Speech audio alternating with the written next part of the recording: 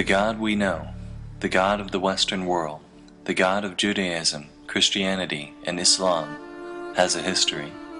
Modern evidence indicates that if you read the Bible as it is currently presented by modern religion, especially if you are reading an English translation, you aren't reading the real story. What you are reading is an edited version of that history, with additions and modifications that present that story in a different way than the evidence indicates it actually happened. According to the Bible, this God has always existed, and this God predated not only human beings, but the universe itself. According to the evidence, this God began evolving from human ideas originating from 14,000 years ago, and didn't become the one God of monotheism until 2,600 years ago, in 600 BCE. If you want to know the story that the evidence presents, the story understood and supported by the majority of religious studies professors, archaeologists, and anthropologists, the place to begin is not the Bible.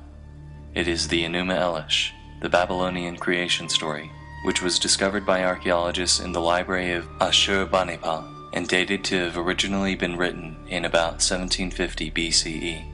As this creation story demonstrates, almost all religions in Mesopotamia at that time were polytheistic. There is no trace of the existence of monotheistic Judaism at this time. In the Enuma Elish, Marduk, champion of the Babylonian gods, defeats chaos in the form of the dragon Taanach, and then together, the Babylonian gods form the world. In the Babylonian story, the primordial world is described as formless and void. Also in the Babylonian story, light, the firmament, dry land, the sun and moon, and mankind are created in order. These details are important because, as we will see, 1,150 years later, when the Israelites are exiled to Babylon, these details become edited into both the book of Isaiah and the story of Genesis as its first chapter, the first chapter of the entire Hebrew Torah and Christian Bible. Our next point of interest is the Canaanite religion, which archaeologists have reconstructed from clay tablets found in Ugarit, an ancient port city in Syria, and whose stories are dated to have originally been written before 1200 BCE. The Canaanites were also polytheistic. Of the many gods the Canaanites worship, three in particular are important to the rest of the story. They are El Elyon, whose name means literally God Most High, and who is believed to have been the father of the other gods; Asherah, El Elyon's wife; and Baal, who is both god of storms and fertility. The god Yahweh of Israel and the culture of Israel itself still show no signs of existence in the archaeological record. Yet sometime over the next 500 years the culture of Israel must have evolved, because it is at this time, from 950 to 850 BCE, that the contemporaries J and E began writing their independent accounts of the history of the people of Israel, which would later be combined into a single story. Beginning in Genesis chapter 2, none of what J or E writes aligns with the accounts of the Babylonians or Canaanites, whose accounts predated them by hundreds of years. Because of this, and because of the nature of the stories told, the most reasonable inference appears to be that these accounts were entirely mythical stories that the Israelites used to explain the world around them and find meaning in its cultural climate. But that all changes at Genesis chapter 12 with the story of Abraham. It is here that we finally find a connection with the religion of the Canaanites. We can see in the Hebrew version of the Torah that Abraham is said to worship El Shaddai, one of the names for the Canaanite god El Elyon. Abraham interacts with El Elyon in very personal ways that mirror the other pagan religions of the time. For example, in Genesis 18, El Elyon visits Abraham in human form and talks to him in person. His descendant Jacob has similar experiences, where he climbs to the top of a ladder to heaven and talks to El Elyon in a dream. Later, Jacob wrestles with El Elyon.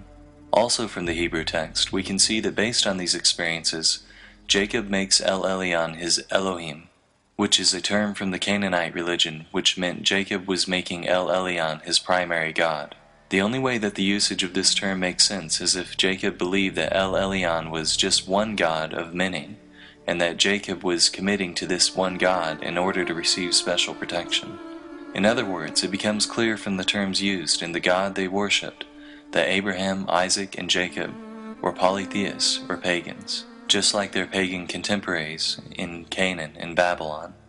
The worship of El Elyon fades from the Hebrew text as we enter Exodus, where he is replaced by Yahweh, who is said to have rescued the Hebrews from slavery in Egypt.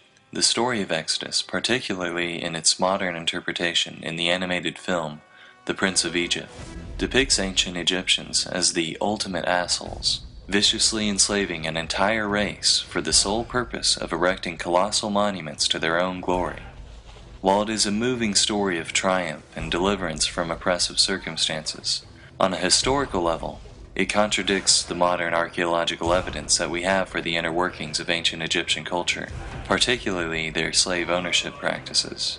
Modern archaeological evidence indicates that the workers who built all of the large monuments in Egypt, from pyramids to sphinxes, were well-paid Egyptian citizens who were given good housing, fed well, given good medical care, and given honorable burials. Further, while, like many ancient civilizations, the Egyptians did own some slaves, there is no evidence that they ever owned the magnitude purported by the Bible, or otherwise systematically enslaved an entire race. While the account of Exodus appears to have been largely mythical, its telling nonetheless reveals the polytheistic worldviews of J and E. After the Hebrews are rescued by Yahweh from the Egyptians, we can see even in the English translations of Exodus that they sing, "Who is like you among gods, Yahweh?" and "Now I know that Yahweh is greater than all other gods." Exodus also established Yahweh as Israel's war god, calling him a great warrior who delivered them from Egypt. As the Torah progresses, its polytheistic nature compounds. After arriving in the Promised Land, no longer in need of help in war, but rather desiring to prosper in peace, the Israelites begin to worship once again the Canaanite fertility gods Baal and Asherah. Before reading a history of God, verses like this made no sense to me. In the English translation of the Bible, the Hebrews are presented as choosing between the Lord, Baal, and Asherah. How could the Hebrews be such idiots?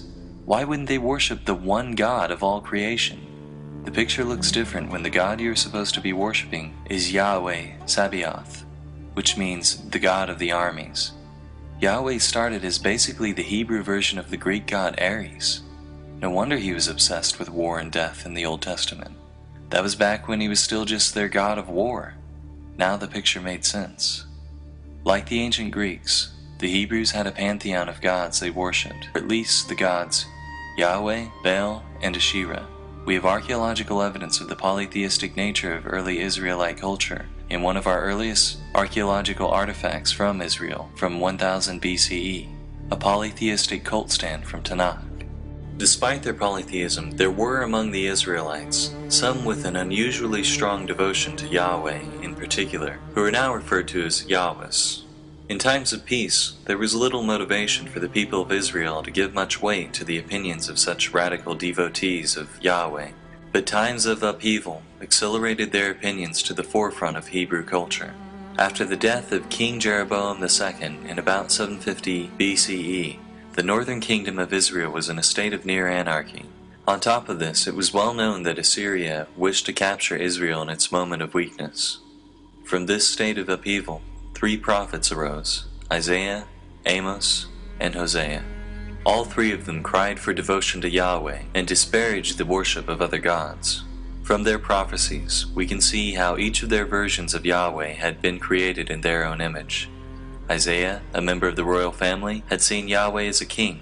Amos, a shepherd, had described his own empathy with the suffering poor to Yahweh. Hosea, who was suffering through marriage problems, saw Yahweh as a jilted husband who still continued to feel a yearning tenderness for his wife, Israel. Ultimately, their outcry did nothing to save the northern tribes, and they fell to Assyria in 711 BCE. But their words lived on in Hebrew scripture and the Hebrew imagination. The cult of Yahweh received another boost during the rule of King Josiah in 622 BCE. Unlike his predecessors, who welcomed an open pagan vision, Josiah was a strict Yahwist.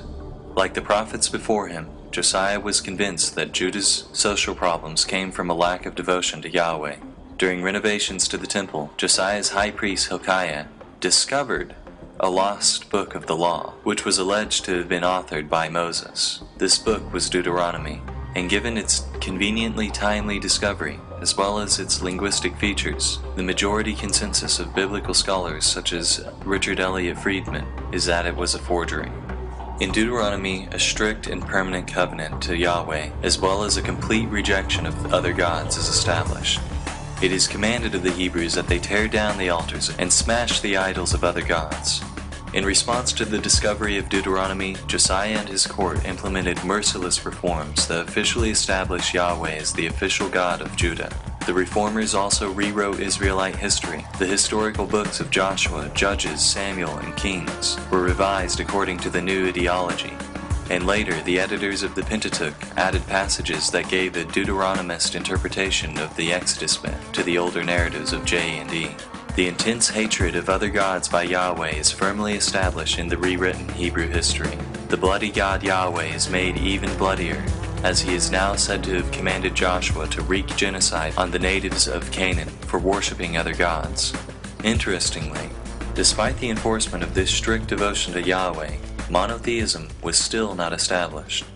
The evidence of Deuteronomist passages like, "You shall have no other gods before me," indicates that even Josiah still believed in the existence of other gods. This was still polytheism. It was just a vicious form of monolatrist polytheism that vehemently rejected the worship of the other gods. But the stage was set. In 604 BCE, King Nebuchadnezzar II rose to power in Babylon. It was well known at this time that Nebuchadnezzar sought to conquer Jerusalem. As his armies gathered and prepared, another prophet, Jeremiah, arose, once again crying that strict devotion to Yahweh and the rejection of other gods had been the solution to their problems. Except this new prophet was claiming that it was too late to do anything about it. Yahweh would use this foreign army as his instrument to teach his people a damning lesson. Like the prophets before him, he projected his own emotions, such as fury, onto Yahweh. As Jeremiah predicted, the fall of Jerusalem to Babylon was inevitable. The forces of Babylon were just too massive, and Jerusalem was just in too weakened a state. The temple was destroyed. The Hebrews were exiled from their country to live in Babylon. The Babylonian exile had begun. Their sense of defeat was devastating. Polytheistic gods in ancient Mesopotamia were associated with specific territories of land. When the Hebrews were exiled to Babylon, they felt they could no longer connect with Yahweh. How can we sing the songs of Yahweh while in a foreign land? Ezekiel, a prophet who arose among the exiled Hebrews, expressed how alienated the Hebrews had become. He too blamed their plight on the Hebrew people for a lack of devotion to Yahweh. It was then, at a time when the Hebrew people seemed most crushed, at a time when it seemed certain that the cult of Yahweh would surely die, it instead did something that religion has done throughout history in order to survive. It changed. A new author, who scholars call Second Isaiah, arose, and his words were appended to those of the first Isaiah. "I am the first, and I am the last. Besides me, there is no God." Monotheism was born. From this new monotheistic culture, the priestly source P arises. Israelite history is rewritten once again. Exodus is rewritten by P to say that the El Shaddai worshipped by Abraham and the Yahweh worshipped by Moses were the same God. Any references to El Elyon are explained by P as merely different names for Yahweh. The entire book of Leviticus is authored. Genesis 1 is crafted as an improved monotheistic version of the Babylonian account of creation. Second Isaiah rewrites Babylonian myths that were attributed to Marduk, such as his defeat of the dragon Tiamat, attributing them instead to Yahweh. The Torah is rebranded by P to look as if it had always been monotheistic. In 600 BCE, the god of Western monotheism, the god of Judaism, Christianity, and Islam, was born.